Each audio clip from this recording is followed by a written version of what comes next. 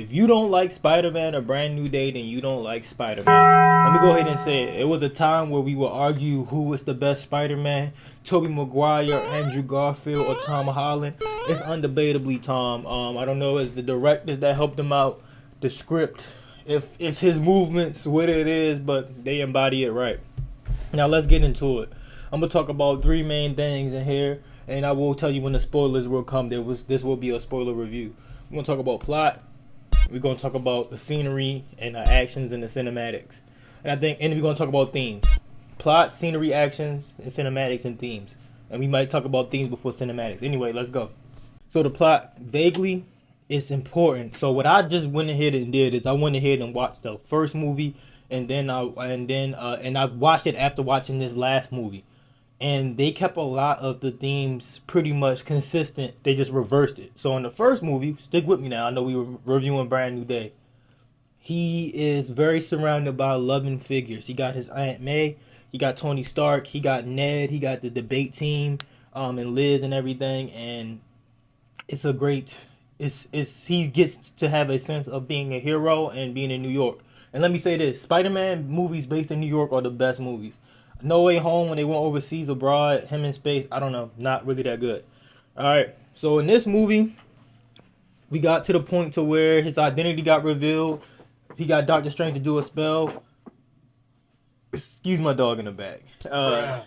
They fixed it, and now everybody does not know him. And I think identity is one of the biggest themes in here. He don't know if he's going to be Spider-Man, if he's half Spider, or if he's Peter Parker. 1 second. This is ridiculous. She must know I'm shooting the video, right? If he's going to be Peter Parker or a Spider, right? Also, I'm going to have to edit a lot of this out. Just bear with me. Bruh. What the hell? This is on video. I can't wait to show the dog's mother this. I got this. Can you relax while I'm trying to shoot my video? Okay. So imagine, this is a big conundrum or a big question. Imagine you are so great and nobody knows who you are. That's already the dilemma that Spider-Man has to deal with in several instances where everybody admires Spider-Man but hates Peter Parker. In real life, a lot of people got to deal with that. You might be great in this aspect, but over here, people just treat you like regular Joe Smo. But what if none of the people knew you? Like all the people that matter. Like let's just say you were a father and your kids did not know you, or you were a husband and your wife did not know you. That's what Peter is going through at this point.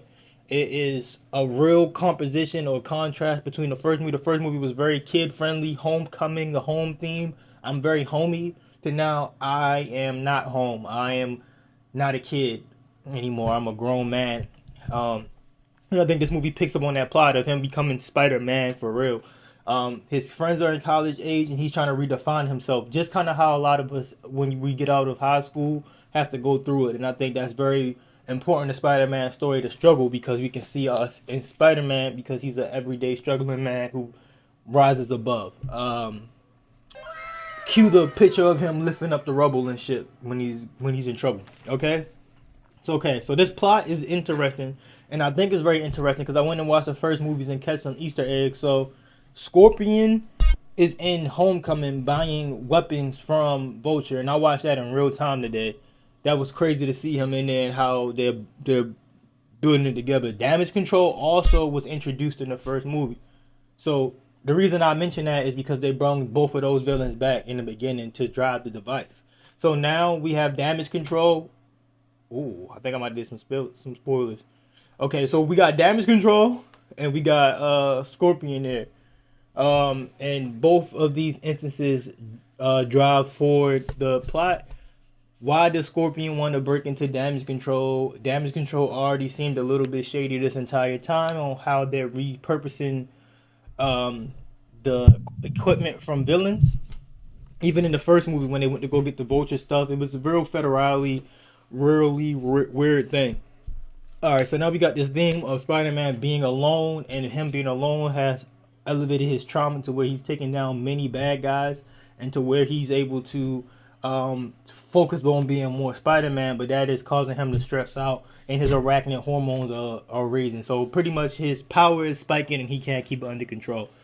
Now this is important because that thing right there of power spiking and not being under control allows us to have very interesting parallels with heroes that they introduce in the movie as well, such as the Punisher and the Hulk. Both heroes or both visions of what happens when you lose control. So you have the Punisher, and Frank Castle pretty much is a representation on when you completely give into the monster and you completely dedicate yourself to being a vigilante, and how that looks. He lives in a fucking abandoned shipyard with claymores on it, right? That's not a good way to live. And then the Hulk is pretty much inhibiting a part of himself that is probably one of the greatest aspects of himself, but he thinks is a super duper monster, and that does the damage as well of holding everything in. And then we got Pete here, who's in the middle right now. Do I want to be this super vigilante? Do I want people to know me? And just that and the third. So, as we know, MJ and Ned are not, they don't remember him, and this is a big focal point because we know that a lot of stuff really don't matter to Pete, but the stuff that the people that are close to him. So this whole movie, he's kind of still keeping up with MJ and Ned and seeing them go do different things. And because he cares about them, the villain of the movie figures out that, oh, I can get into MJ. And this villain is important. So pretty much this villain, we don't know who this villain is. It's kind of like a shadow monster, otherworldly monster. When we see it at first, it's jumping into people, possessing people, and making them do crazy things. We don't know the motive of it. And then it follows and talks to Peter because, of course, Peter can see the person jumping out the person's body and stuff like that. So when it gets to MJ, it goes too far, and then Peter enlists the Punisher's help, which is kind of like his family in this. It's kind of like Uncle Frank, but he's no family man, if that makes sense. So we're seeing the themes of, oh, Peter Parker, we need family, we need friends. That theme is there. And then there's another attack on damage control. And this is where the spoilers are go. So pretty much how I just talked about that movie and summarized it, the themes of needing family, needing friends, not being a child no more, going through the tough transitions of being a man is all present there for it. And also being great and nobody, or having identity issues, like being great and nobody knowing who you are. And sometimes you be living in a house with some people, and I'm taking it in real life, and people might not even know who you are. You can go to your room every day and your mom might not know that you're this person, which is crazy. So that's kind of like why I love media and drawing parallels in between each of these things. So to summarize before I go into spoilers, we got Peter Parker, Spider-Man, trying to figure out how to get MJ and Ned back to remembering him. We have him chasing this imaginary monster that keeps damage control. And we have his hormones rising out of control with the Hulk and Punisher throwing in the middle. Alright, spoiler alerts. It gets climatic. There's another attack on damage control, and we find out that who's been threatening Peter to get MJ and all this other stuff. And it's a telepath.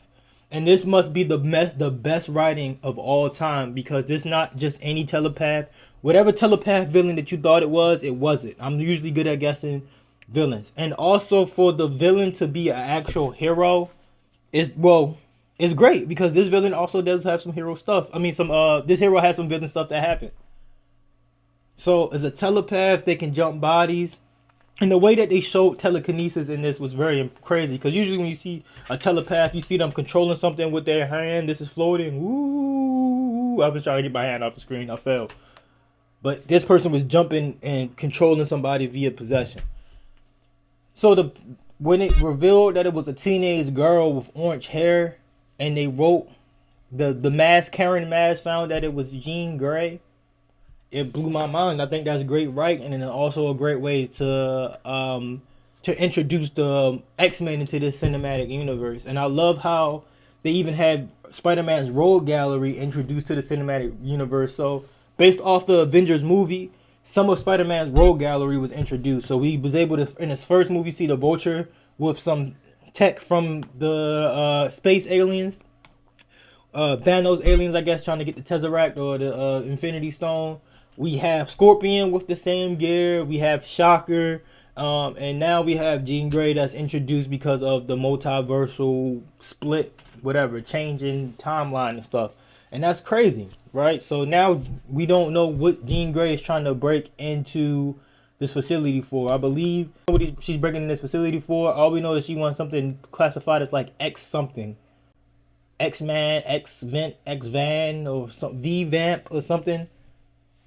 Um, so she's at damage control, and this time it's with a twist. She has mind control the Incredible Hulk. So apparently she must have been watching Peter Parker talk to the Hulk. Like, oh, that's a good idea. That's a good person for me to enlist. And she then enlists him. Which now Spider-Man has to fight this big, massive monster. MJ, who was on the boat with the Punisher, says you might want to check on him, which was great. So the Punisher's come shooting the Hulk, which is not that good because he's just the man versus the Hulk. Somehow, Jean Grey is almost victorious. She is about to break into the room where she needs to get into. And then Peter is able... Spider-Man is able to best the Hulk some way. I'm not going to tell you that. How he was able to do it with his wit. And he made this inhibitor because... I'm sorry, I skipped a key part of the movie. He made this inhibitor because he's seen that Bruce Banner has an inhibitor to keep the Hulk, and he was trying to inhibit and control his emotions. So that also was the element I was saying. Him losing his control and becoming a man. He tried to get an inhibitor. So he put the inhibitor on Jean Grey. She passes out. And we find out that later, we find out after that MJ finds the letter and knows that Peter knows them and that her mom was raised. And she got mad, and I think a lot of people, including me, got mad at the movie at this part. Women are always dramatic, especially in the superhero movie. They just want to be in the loop. If you don't got them in the loop, they mad. So MJ made him swing mad home. When he got there, she invited him right up. She automatically folded. Ned kind of already was cool on board. And then it dawned to Peter that damage control is actually bad from talking to the new Black Widow. So he goes there and he's looking for it. And then through flashback it flashes to Jean Grey. Jean Grey is really looking for her sister, who sent her a message talking about V-Vamp or X-Vamp or something like that. And they're doing a test so that they can control her telekinetic ability on her. Spider-Man feels bad. He tries to break into the damage control, and is met by all of the villains that damage control now has control over. And then in that moment, Jean Grey understands that her sister is not at damage control anymore. Her sister has been killed from the experiments, thus causing a trauma for her to become a massive mutant or one of the most powerful mutants. She went from being able to control people from a 30 feet radius to the entire Manhattan, which I'm pretty sure signaled Charles Xavier somewhere. This did not happen in the movie, but remember this for later. So so everybody's stuck except for certain people like Frank Castle and Peter Parker and certain supers. Spider-Man is able to beat the villains, get to her, and is like, get in my head, blah, blah, blah, blah. This was great writing because the memory in his head is Aunt May, who he obviously is lost. He's lost Tony Stark, and Aunt May is talking to him saying that we love you for who you are, blah, blah, blah, blah. But it's genius because they put Jean Grey in Peter Parker's seat. So she sees like, damn, I'm not the only one going through something that has superpowers, and maybe I don't need to be a bad person. Because at that moment, she was going to just fuck the world over because her sister died, but Peter was able to show her a different light, which is another theme of, hey, you're not alone. Find your people and heal. Don't hurt other folk. All right, through that epiphany while they're hugging, the Pun is doing what he does best. He's trying to take out the threat. Peter Spider senses goes off because Pun is shooting a sniper bullet at Jean while they're coming out of the memory. So Peter jumps in front of the bullet and is hit fatally. Jean Grey heals him, and they go to the hospital, and there's a montage, and that's pretty much the end of the movie. I'm not going to spoil the other end credits and stuff like that. I want to talk about it a little bit more analytically. But for me to talk about it analytically, I need to break down those things. So it is cool to see him go from such a kid in Homecoming and just getting the suit and learning the responsibilities and what to do and how to be heroic without the suit, to actually still applying that to the fourth movie. It's not the suit that makes him Spider-Man. It's his actions that make him Spider-Man. Him jumping in front of that bullet, him saying, get into my mind, him being so selfless, him trying to even inhibit himself is what makes him Spider-Man. Him struggling to do the right thing. Like, he knows, like, it's even to the point where, like he said, he doesn't want MJ to get hurt. He could have got his girl back. Could have said, hey, I'm Spider-Man. We hit it off before. I know who you are. Like, I know what makes you tick. He could have pulled her again, but because he wants to do the right thing, this is his conflict. And thus, this has made him a very, like, woeful young man. To the point where he's stressing and stuff like that. So what I will say about this plot, it is excellently written. From the key elements from the first movie stringed along to us seeing his development now. 4 movies is insane for one person acting as Spider-Man.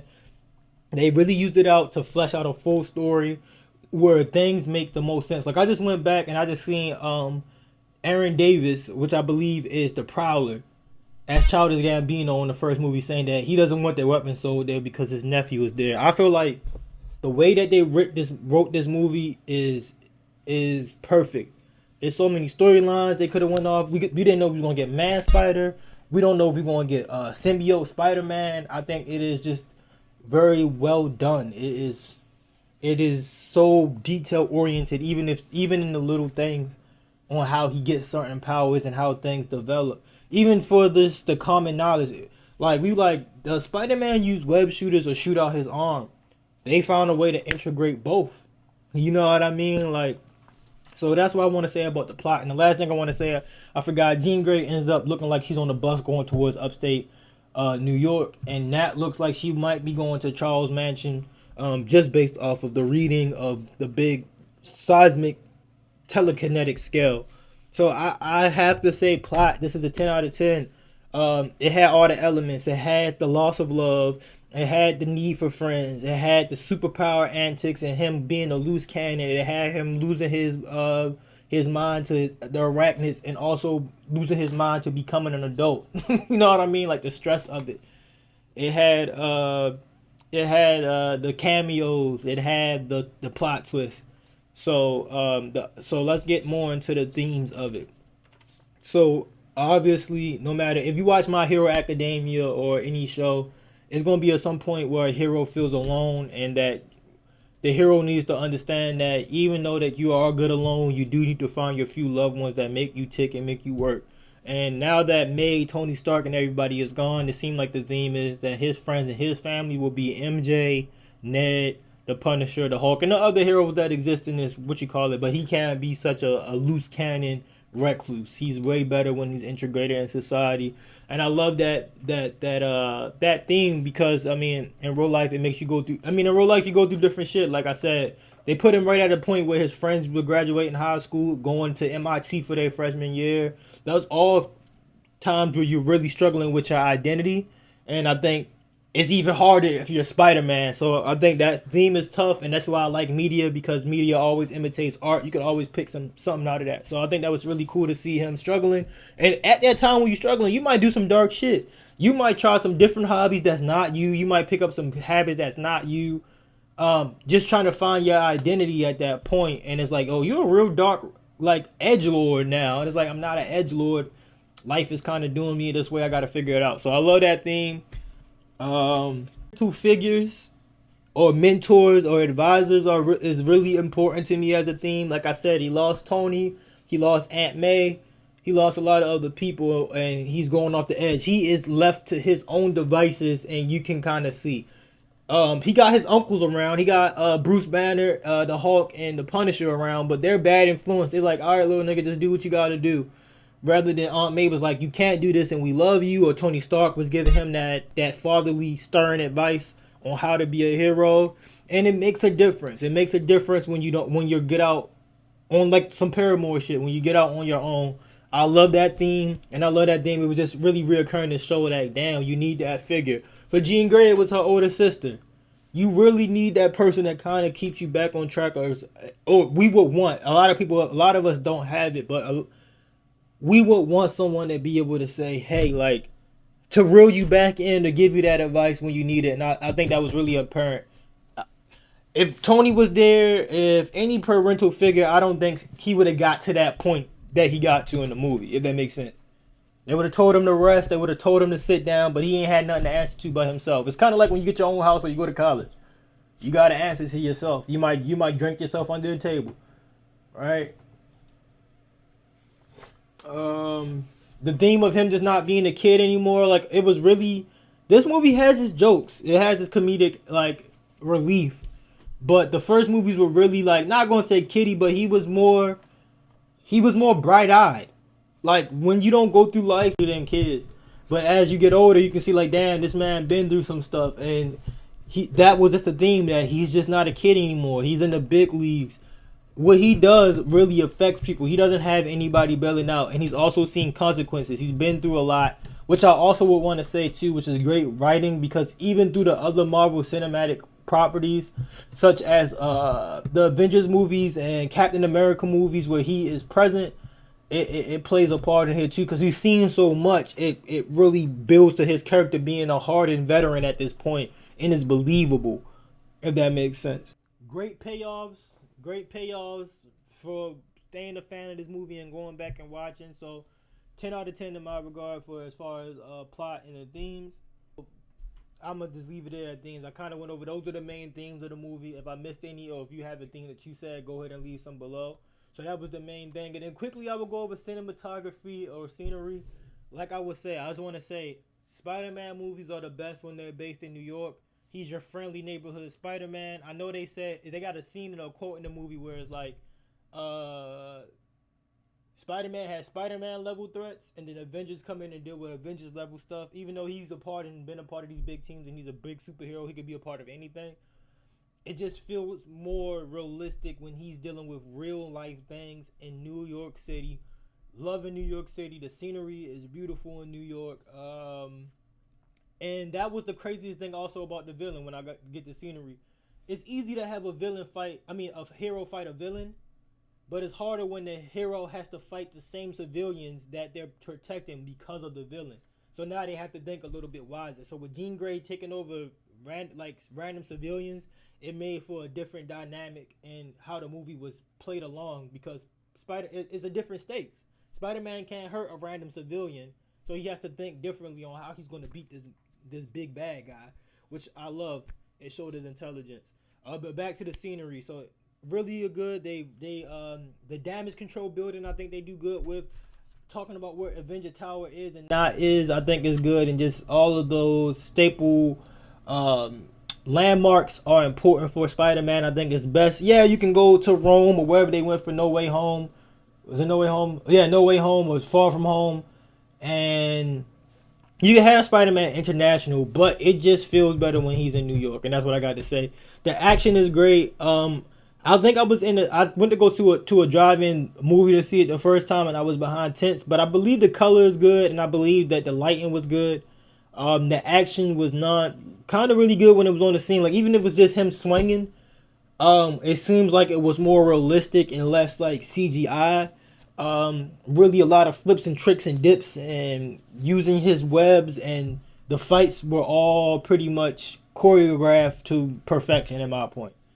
So you probably already seen the movie a billion times. You probably already seen a billion reviews that the Easter eggs. This is just another person telling you how good this series is, telling you that Tom Holland is the best Spider-Man, telling you how intentional they were with writing the movie from the first movie.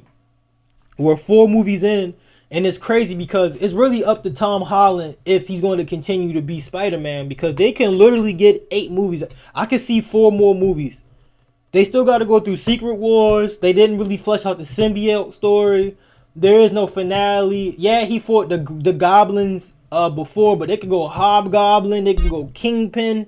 Well, I know they fight the Kingpin on Daredevil and that shit like that, but they can go some other big bags because Spider-Man has a rogues gallery like no other, and I don't think he even had his own version of his own Green Goblin. So that'd be cool.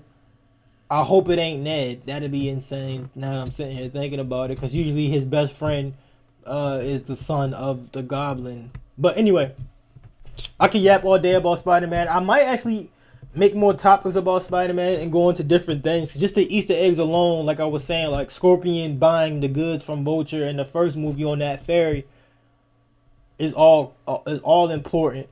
So if y'all want more Spider-Man content or me to break stuff down more in depth, You can like, follow, subscribe. That is my review. Spider-Man: A Brand New Day gets a 20 out of 10. And yes, I'm really impressed. I really don't have anything bad to say, but I'm Big Dog. Make sure y'all hit that button.